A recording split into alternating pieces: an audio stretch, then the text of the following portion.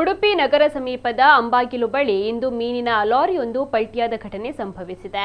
ಉಡುಪಿ ಕಡೆಯಿಂದ ಕುಂದಾಪುರದತ್ತ ಸಾಗುತ್ತಿದ್ದ ಲಾರಿಗೆ ಟೈರ್ ಸ್ಫೋಟಗೊಂಡ ಪರಿಣಾಮ ಚಾಲಕನ ನಿಯಂತ್ರಣ ತಪ್ಪಿ ಲಾರಿ ರಸ್ತೆ ಬದಿಗೆ ಪಲ್ಟಿಯಾಗಿದೆ. ಘಟನೆಯಲ್ಲಿ ಚಾಲಕನಿಗೆ ಸಣ್ಣ ಪುಟ್ಟ ಗಾಯಗಳಾಗಿದ್ದು ಅದೃಷ್ಟವಶಾತ್ ಪ್ರಾಣಾಪಾಯದಿಂದ ಪಾರಾಗಿದ್ದಾರೆ.